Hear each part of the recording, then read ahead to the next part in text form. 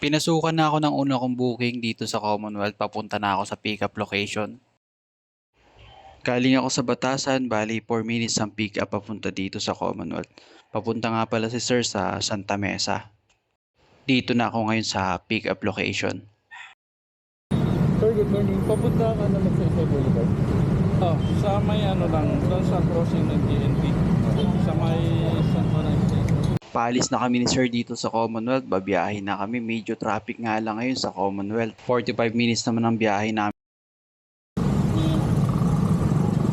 Dito lang po. Dumating na kami ni Sir dito ngayon sa drop-off niya dito sa Santa Mesa.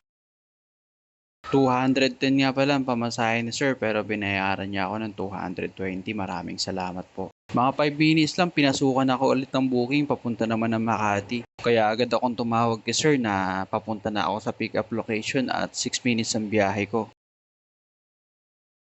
Dito na ako ngayon sa pick-up location. Kaya agad akong tumawag kay Sir. Sir Michael po. Paalis na kami ni Sir dito sa Sampaloc. 25 minutes naman ang biyahe namin papunta ng Makati. Dumating na kami dito sa Makati. 95 pesos naman ang pamasahe ni Sir pero nag-tip siya ng 55 pesos kaya naging 150. Nasa 10 minutes nga bago ako nagkaroon ng pangatlong booking kasi pagdating ko dito sa Makati medyo madalang na yung booking. Papunta na ako sa pick-up location. Ito nga pala yung pangatlo kong booking papunta naman ng Taguig. Papunta na Taguig, ma'am. Hinabot ko na yung hairnet ka ma'am, tapos helmet. Paalis na kami sa Makati, pabiyahin na kami papunta ng Taguig.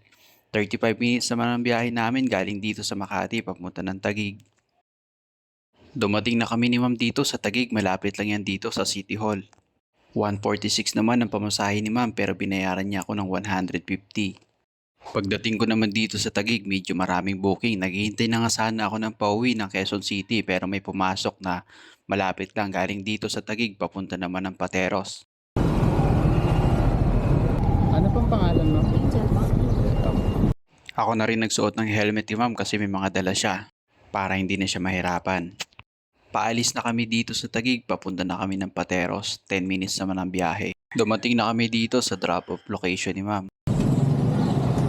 Binayaran na ako ni ma'am, 54 pesos nga pala ang pamasahe niya pero nag-tip siya ng 50 pesos kaya naging 104. Pagkatapos nga ng 7 minutes, pinasukan naman ako ng Quezon City galing dito sa Pateros papuntang Diliman. Ano? Malili. Hindi ko mapili ko siya nito.